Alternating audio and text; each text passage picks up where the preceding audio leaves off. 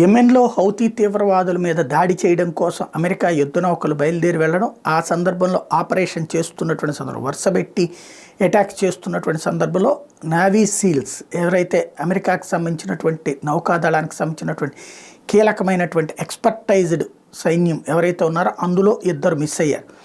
ఆ ఇద్దరిని హౌతీలు ఏమైనా పట్టుకున్నారా అన్నటువంటి సందేహం ప్రస్తుతం సముద్రంలో అయితే వెతుకుతూ ఉన్నారు.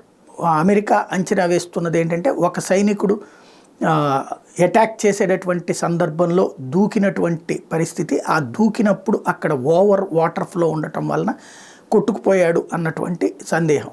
సముద్రంలో కొట్టుకుపోతే అంత తొందరగా బాడీస్ దొరకవు. రెండవది వచ్చేటప్పటికి ఇంకొక సైనికుడు వచ్చేటప్పటికి నేవీ సీల్కి సంబంధించినటువంటిది వచ్చేటప్పటికి కరెక్ట్గా అటాక్ జరుగుతున్నటువంటి సందర్భంలో అటాక్కి ముందు సెర్చ్ కోసం అంటే అవతల ఉన్నటువంటి హౌతీకి సంబంధించినటువంటి వార్షిప్స్ మూమెంట్ని అబ్జర్వ్ చేయడం కోసం సముద్రంలోకి దూకాడు.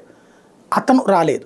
అతను ఏమన్నా హౌతీ తీవ్రవాదుల చెరకి చిక్కాడా ఏంటి అన్నటువంటిది ప్రస్తుతం దర్యాప్తు చేస్తున్నది. అమెరికాకి ఇంకా ఆ ఇద్దరికి సంబంధించిన ఆచూకీ స్పష్టత రాలేదు. అలాగని హౌతీ తీవ్రవాదులు కూడా తామేం పట్టుకున్నట్టు చెప్పలేదు. పట్టుకున్నట్టు చెప్తే కనుక పెద్ద బేరాలే పెట్టేవాళ్ళు, సినిమా నడిపించేవాళ్ళు. ప్రస్తుతానికి అది ఇంకా సస్పెన్స్గానే ఉంది.